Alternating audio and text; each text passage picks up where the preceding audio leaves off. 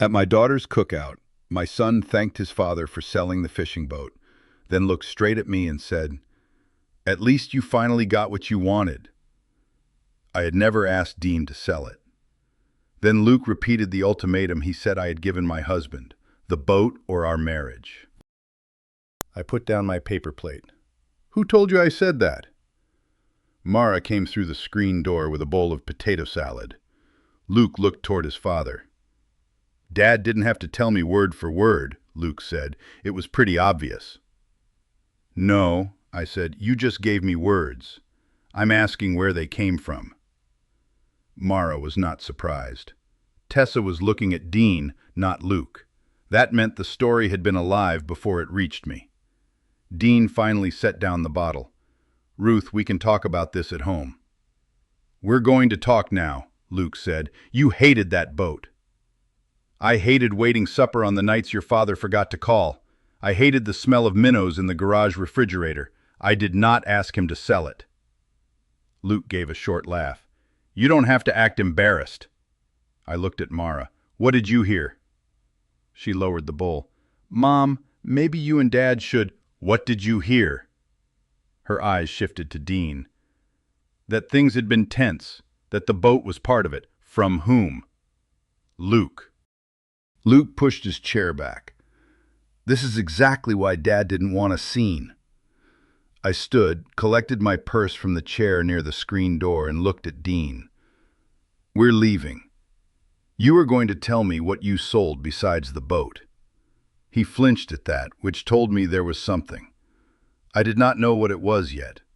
I only knew my husband of 38 years had heard our son put a false sentence in my mouth and had asked me to postpone the truth. Dean followed me to the truck. He drove in silence until Mara's subdivision gave way to the county road. "Did you sell the boat?" I asked. He kept his eyes on the road. "Yes." That was the first true sentence anyone had given me. It should have cleared my name. Instead, the speed of his answer made the silence at the picnic table look chosen, and it opened a second question that felt much closer to home. "When?" "A few weeks ago." "Why?" "It was time." "Did I ask you to?" "No." "Did I threaten to leave you if you kept it?" "No." "Did Luke know that?" Dean's right thumb rubbed the worn seam of the steering wheel. "He knew it was my decision." I looked out at the passing ditch grass. "Then why did he say it was mine?" "He's under pressure." "Pressure does not answer the question." "I'm trying to explain." "You are trying to get me to feel sorry for him before you tell me what he did." Dean sighed. "Can we do this at home?" "Where is the money?" His hands tightened. "Dean, the money is gone." He would not say more in the truck. At home, he carried the empty cooler in from the back seat, rinsed it, and set it upside down by the sink. I stood at the kitchen table with my purse still over my shoulder. "You sold your boat," I said. "Luke told Mara I forced you. He said it in front of Tessa. You knew it was false. Now you're telling me the money is gone." "It was my boat." "I know." Dean had bought the 18-foot fishing boat 6 years before we married. It had always been in his name. I had never confused marriage with ownership, and I did not need a lecture about his right to sell his own property. "You could have sold it and bought $18,000 worth of garden gnomes," I said. "The money is not the first question. The first question is why our son is using me as the reason and why you let him." "I didn't tell him to." "Did you correct him?" Dean did not answer. I took off my purse and laid it on the table. We were supposed to leave the following Friday for a family weekend at a rented cabin on Miller Lake. Luke and Tessa had organized it. Mara had paid the deposit. Dean had been talking about the dock since June, even though there would be no Calder boat tied beside it this year. "I will not spend a weekend pretending nothing happened while there is a secret you expect me to protect," I said. "Nobody expects you to protect anything." "Then tell me where the money went." He picked up the dish towel, wiped one drop of water from the counter, and folded the towel over the oven handle. "I need a little time." "You have until the lake." That night, Dean slept facing the wall. I lay beside him, listening to the furnace fan come on, even though the air outside was warm. By morning, I had begun remembering small things differently. 3 weeks earlier, a card had arrived from Pine Narrows Marina, confirming the cancellation of the boat's fall winterization. I had set it by Dean's coffee cup because I thought the marina had made a mistake. He had slipped it under a grocery circular and said he would call them. I found the card the next afternoon in the paper recycling bin. The date of cancellation was printed in the upper corner. Dean had canceled the service before the day Luke claimed I delivered my ultimatum. It did not prove why Dean sold the boat. It did prove the family story had been assembled backward. I drove to the marina because I wanted to ask one narrow question. The building was a low blue structure beside a gravel lot, with faded pictures of walleye taped to the office window.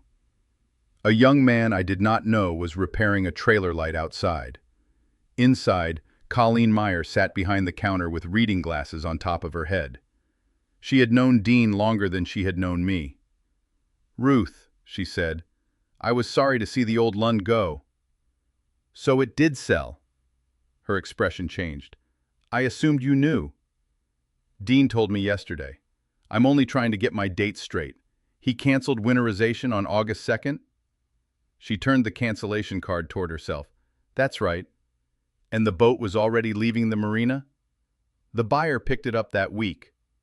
I could have asked who bought it. I could have asked what Dean was paid or whether somebody had come with him. Colleen might have answered, because this was a small town, and small towns often confuse familiarity with permission. I did not ask. I already knew the part that concerned me. Dean had made the decision before the sentence Luke attributed to me could have existed. "Thank you," I said. At home, I placed the card beside Dean's coffee cup. He came in from the garage, saw it, and stopped. "I went to the marina," I said. "I asked when you canceled the service, nothing else." "You didn't have to do that." "Apparently I did. I told you I sold it. After Luke blamed me in front of our family," Dean sat down. "I was going to tell you." "When?" "When things settled." "What things?" He pressed his palms against his thighs and looked toward the window. The refusal hurt more than I expected. Dean and I had survived the ordinary abrasions of a long marriage. Lean years, 2 teenagers who considered sleep an insult, my mother's last winter, his father's stubborn refusal to stop driving. We had fought over money, over time, and once for 3 straight days over whether a wall was beige or gray. But even at our worst, I had believed that our disagreements belonged to us. Now I was learning our son could borrow my name, and my husband would let him keep it.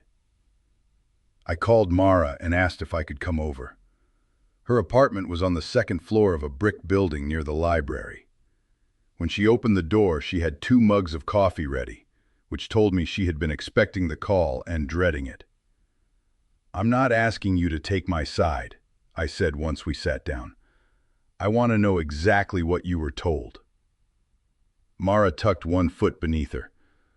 "Luke said you and Dad had been fighting about the boat all summer. He said Dad finally chose the marriage." "Did Dad ever tell you that?" "Not directly." "Did Luke say why I supposedly objected?" She looked uncomfortable. "He said you were tired of every family plan becoming fishing. He said Dad spent money on the boat without talking to you." That last part was clever because it borrowed from a real complaint. 2 summers earlier, Dean had replaced the fish finder without mentioning the cost. I had been annoyed. Luke had turned one ordinary disagreement into a motive large enough to explain a sale. "Did Luke ask you not to speak to me?" I said. Mara nodded. "He said you were embarrassed and Dad didn't want it stirred up." I felt something in me go still. "He didn't just misunderstand," I said. "I know." "When did he first tell you?" "About 2 weeks ago." "Before the cookout?" "Yes." Mara wrapped both hands around her mug. "Mom, why would Dad let him say it?" "That is what I am trying to learn." Do you think Luke got the money? I had not said anything about missing money. My face must have answered. Mara leaned back. He canceled dinner twice in July because of work, but he kept saying business was better than ever. Tessa made a comment at the cookout about not knowing what was in their account anymore. I thought they were having a married people argument. They may be. What are you going to do? I'm going to ask your father. I'm not going to pass messages through you. Mara looked down at the coffee. I'm sorry I believed it. You believed your brother because your father stayed quiet. That does not make it harmless, but it tells me where to begin. I asked her not to repeat either version until Dean had spoken. It was not a request to hide the truth. It was a request to stop the story from acquiring more branches while I was still looking for its root. Before I left, Mara said, "If Dad didn't keep the money, who needed us mad at you?" That question followed me home. Dean was in the bedroom folding clothes for the lake weekend. He had placed his old canvas duffel on the bed and rolled 3 t-shirts the way he always did. For a moment, the ordinariness of it made me furious. He had a method for socks, while our marriage sat open and unattended. Luke told Mara the story 2 weeks ago, I said. Dean kept folding. He told her you chose the marriage. He asked her not to speak to me because I was embarrassed. I'll talk to him. You keep offering future conversations as payment for present silence. He dropped a shirt into the bag. What do you want me to say? The truth. It's complicated. Then start at the first choice you made. He sat on the edge of the bed. Luke had a rough month. Financially? He looked at me. How much? I said I would tell you. No, you said you needed time. Dean ran his hand over his face. He expanded too fast. Picked up a 3rd service route, hired extra help, bought another mower. Then 2 commercial customers paid late. Luke owned a lawn service business with Tessa. It had started with Luke, a used mower, and 6 yards. Over 8 years it had grown into trucks, equipment, and regular routes through 3 neighboring towns. He liked to say he had never taken a dollar from us. That statement had been nearly true if you ignored the equipment repair Dean paid 3 years earlier.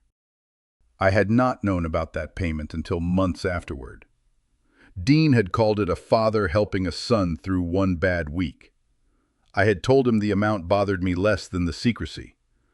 No more hidden rescues, I had said then. No more, he had promised. Standing in our bedroom, I remembered his promise and understood why he had not told me about the boat. He was not only protecting Luke's pride, he was hiding his own repeated choice. The spare mower Luke bought, I said. Is that the one sitting behind his equipment shed? He needs backup equipment. And the 3rd route? He could make it work if the late payments came through. How much did you give him? Dean looked at the duffel. All of it?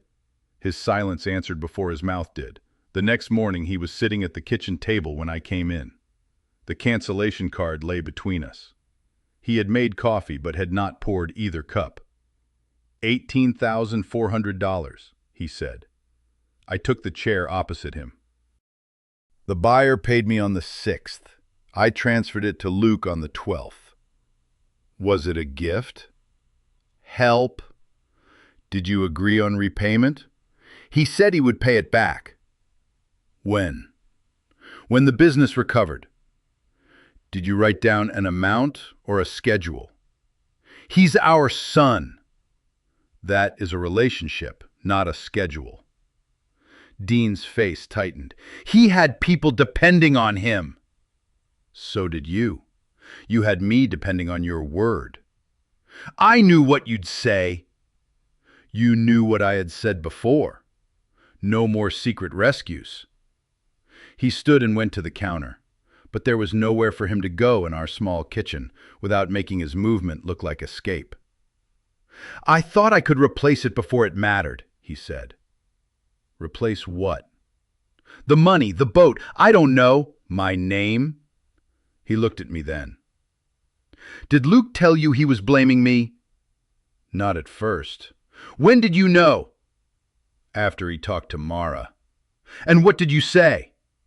Dean stared at the floor. What did you say? I told him it would blow over.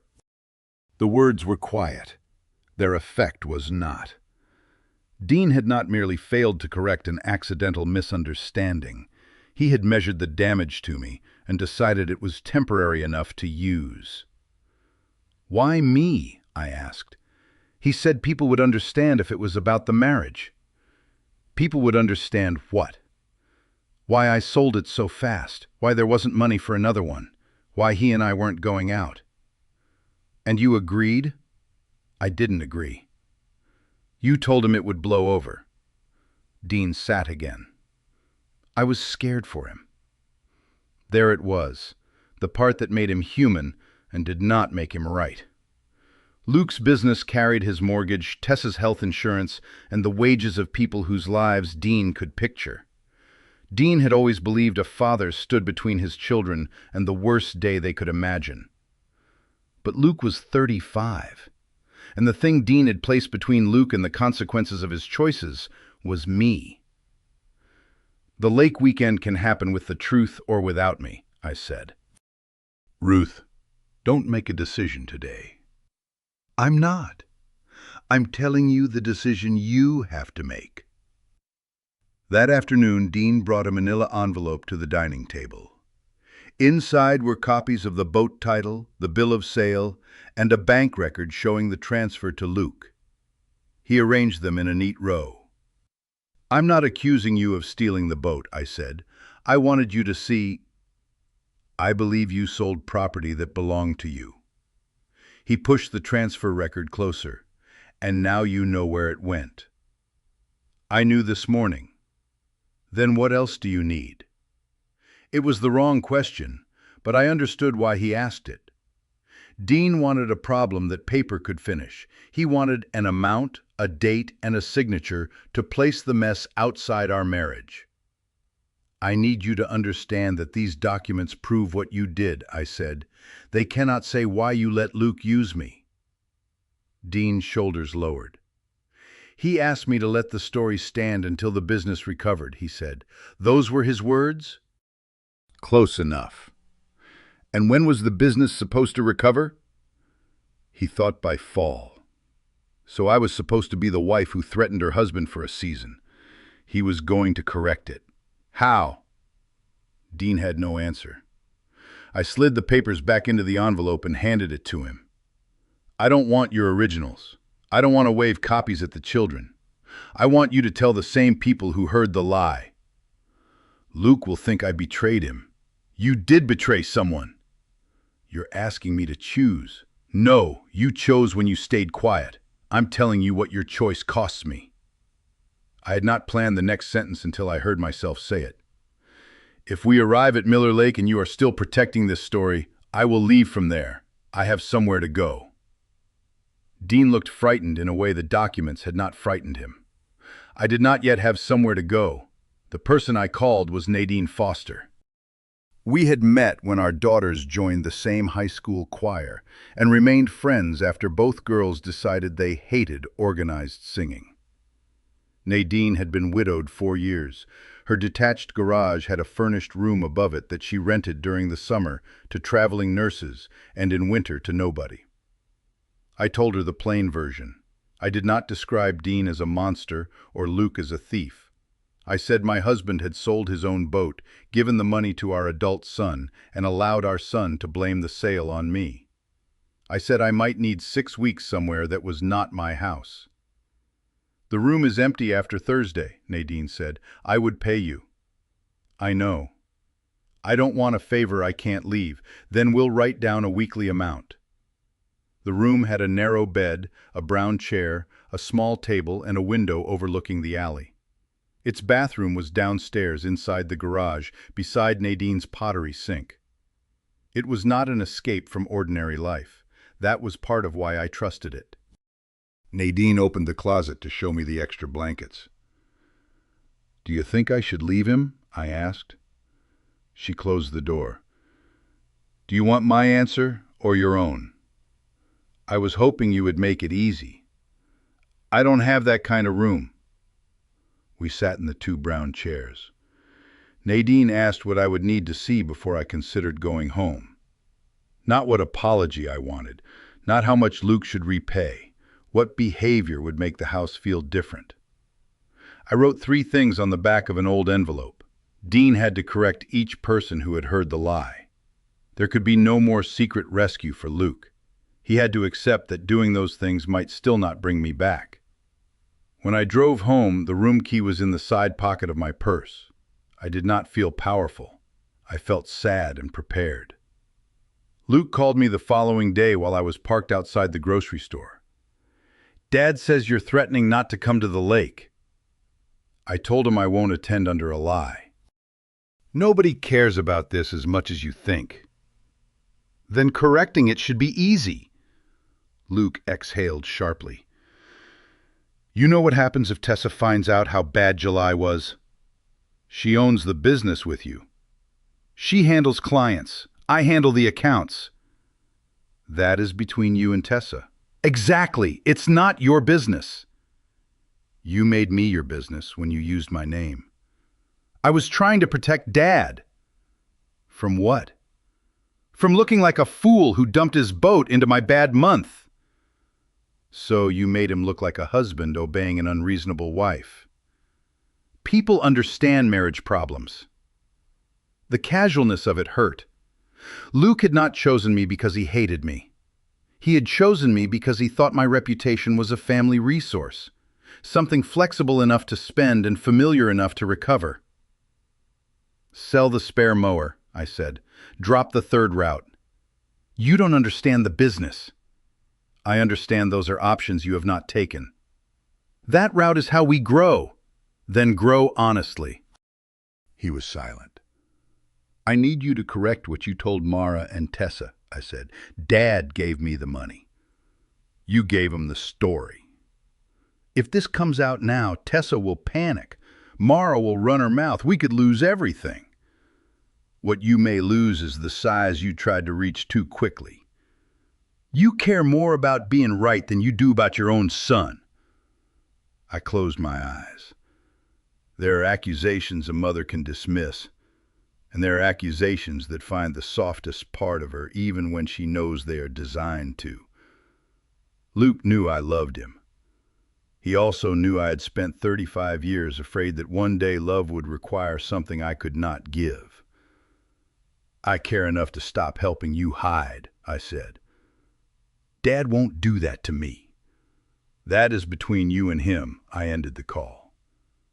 On Friday morning, Dean loaded our bags into the truck. Mine contained enough clothing for the lake and another week besides. The room key sat in the front pocket. He did not ask about it until we were 20 miles from Miller Lake. "Are you really planning to leave from there?" "If you arrive without telling the truth, yes." "I said I would handle it." "You said you would talk to Luke." "I have." "Did you correct Mara?" "No." "Tessa?" "No." "Then you have handled Luke's fear. You have not handled what happened to me." Dean drove past a stand selling sweet corn, its hand-painted sign bending in the wind. "I need more time," he said. "Arriving under the lie is an answer." "You want me to humiliate him at the cabin." "I wanted you to correct him before we left. I want you to tell the people who heard him. I do not want your papers displayed. I do not want a speech. I am not giving you words." "What if he loses the business?" "Then the truth will not have caused that. The numbers already exist."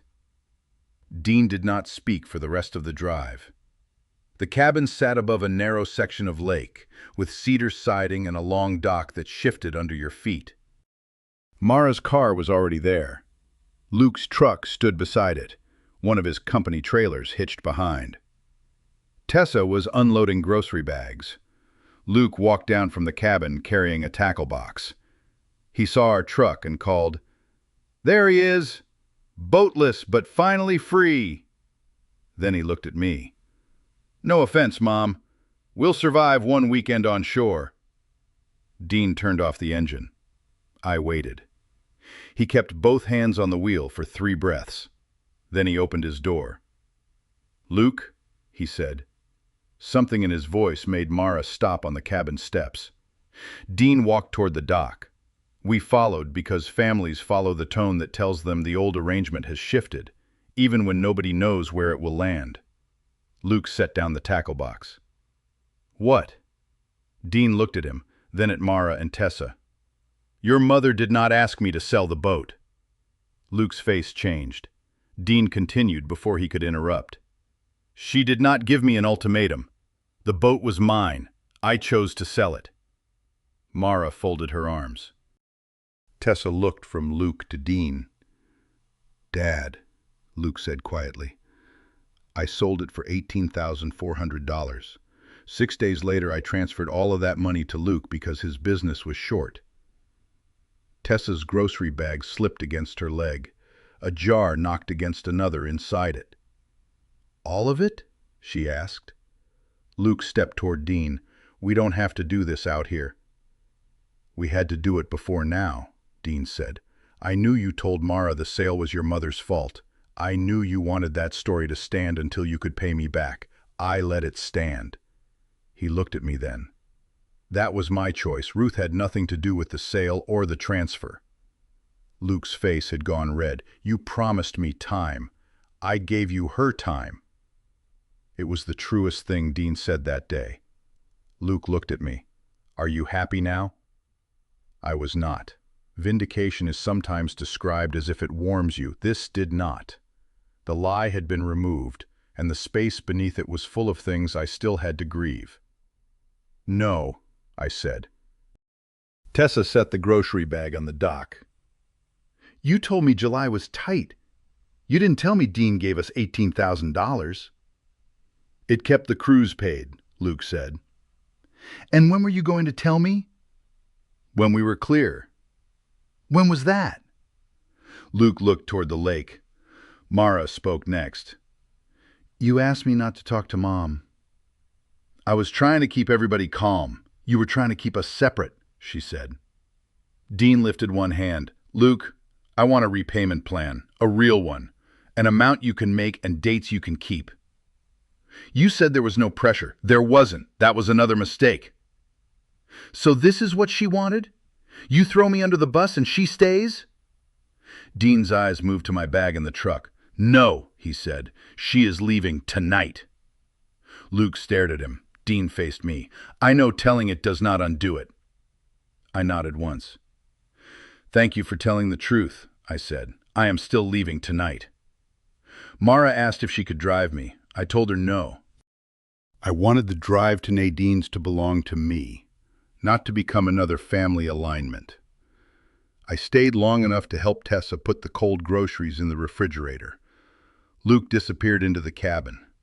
Dean carried my bag back to the truck. At the passenger door he said, "Can I call you?" "Not tonight." "Tomorrow?" "Send a message. I'll answer when I'm ready." He put the bag in my car and stepped back. The room above Nadine's garage was hotter than I remembered. She had left a box fan in the window and clean towels on the chair. I unpacked my bag into half of the narrow closet. That was when I cried. Not at the dock. Not when Luke blamed me or when Dean admitted the money was gone. I cried while placing 6 shirts on mismatched plastic hangers because I had packed them for a lake weekend with my husband, and now they were hanging above a garage. Nadine did not come upstairs. She texted that there was soup in her refrigerator if I wanted it, and that the outside light would stay on. Dean sent one message before midnight. I told Mara the full truth. "I will call the others tomorrow. I am sorry. You do not need to answer." I did not answer. The next week was not dramatic. That was important. Dean did not arrive with flowers. Luke did not lose his business overnight. Mara did not transform into a perfect daughter because she apologized. I woke in a narrow bed, walked downstairs to use the shower, made coffee on a hot plate, and went about the errands of a life that had not stopped because my marriage had. Dean corrected his brother and sister, both of whom had heard some version of the story from Luke. He called Mara again without asking her to persuade me to return. He told Tessa everything he knew and admitted what he did not know about the business. He sent me one message each evening. The first three said only what he had done. On the fourth, he asked whether I wanted him to stop. I said no, but I did not want questions that required me to comfort him. He replied, "Understood." Luke called twice. I let both calls go to voicemail. In the first, he said I had turned a family problem into a crisis. In the second, he said he was sorry the story had gotten out of hand. Neither message named his choice. Mara came to the room on Sunday with a folding chair because there were only two upstairs and one wobbled. "I'm not here to ask you to go home," she said. "Good. I am here to say I'm sorry, without explaining why I believed him." I looked at her. "That sounds difficult for you." "It is terrible." We both laughed, and then both of us cried a little. Tessa did not call me. She had her own marriage to examine. Through Mara, I heard that Luke dropped the third service route and listed the spare mower for sale. Tessa had moved the business account statements to a shared folder neither of them could quietly manage alone. I did not treat that as my victory. Luke's business was not mine to run. The contraction mattered because it proved the emergency had contained choices all along. 2 weeks after the dock, Dean asked if we could meet at the diner. His message ended with, "You can say no." I said yes. He was already in a booth when I arrived, his coffee untouched. He did not reach for my hand. I kept thinking if I could keep Luke from falling, nobody would have to know how close he came, he said. I understand that. I know understanding is not forgiveness. Good, he nodded. I told myself the story about you was temporary. I told myself everybody knew I loved you, so it couldn't do real damage. Mara thought I threatened our marriage. I know. Luke thought I was safe to blame because you would not object. Dean looked down at his coffee. I know. And I learned you considered my standing in the family less urgent than his standing with Tessa. He closed his eyes for a moment. Yes, he said, that is what I did. There was no defense after that. His willingness to leave the sentence alone was the first part of the apology I trusted. I don't know if I'm coming home, I said. I know. I don't want you to say you'll do anything. I want to see what you do when Luke asks again. Dean looked up. He won't. He will. I had known our son longer than Dean had known his fear. At the end of the 6th week, Luke sent Dean the first page of a repayment schedule. It was not impressive.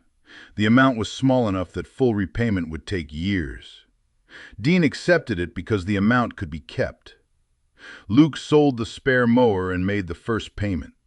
The same day, he left me a third voicemail.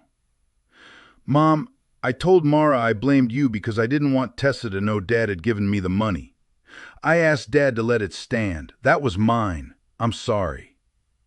He did not ask me to call him. I listened twice, then sent a message. I heard you. I am not ready for more today. He replied, okay. That was not reconciliation. It was the first direct exchange we had managed since the cookout. I moved out of Nadine's room after 6 weeks, but I did not move all the way home. I took a short-term apartment above a pharmacy for another month. Dean and I met once a week with a counselor and once a week without one. In the sessions, he did not describe himself as a man caught between his wife and son. He began to say he had put his wife between himself and the consequences of helping his son. The difference mattered.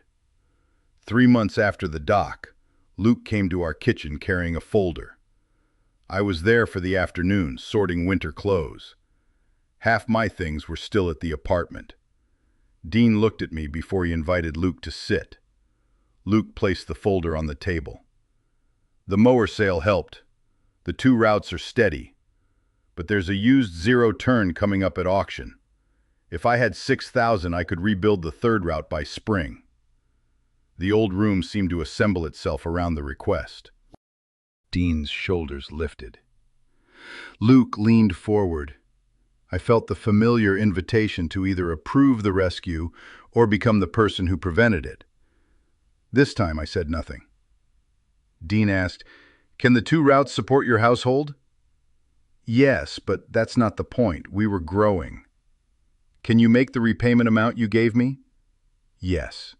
"Then I'm not putting in more money." Luke looked at me. "Did you already talk about this?" Dean answered before I could. "No, you asked me. I'm answering you."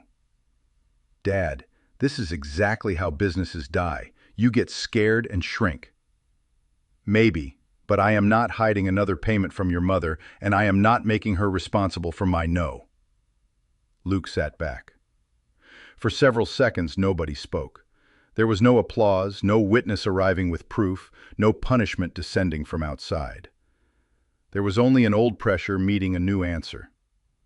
Luke gathered the folder. At the door, he stopped. "The smaller routes are doing okay," he said. "I'm glad," Dean said. Luke looked at me. "I'll make the next payment Friday." He did. That evening, I carried one suitcase back into our bedroom. Dean cleared a drawer without asking how long I planned to stay. I left the rest of my clothes at the apartment until the lease ended. 6 months after the cookout, the first warm Saturday arrived.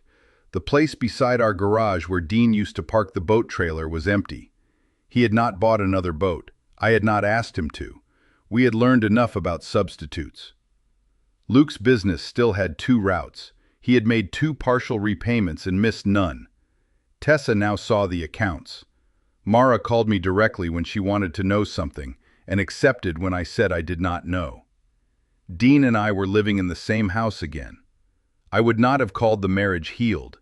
Some mornings trust was a quiet fact. Other mornings it was a question I had to answer again. That Saturday, Dean stood in the kitchen with 2 mugs of coffee. "I thought I might drive up to Miller Lake and walk the trail," he said. I waited for the old assumption, that I would come, or that I would stay home and make his choice mean something about us. He set one mug beside me. "Where do you want to spend the morning?" he asked. I told him Nadine and I were going to the farmer's market. "All right," he said. "Do you want me to bring home anything if I stop at the lake store?" "No, thank you." He nodded, kissed my cheek, and left. I finished my coffee, picked up my purse, and drove to meet Nadine. I knew where Dean was going. He knew where I had chosen to be. Neither of us had needed the other person's choice to hide our own. When I came home that afternoon, it was because I wanted to.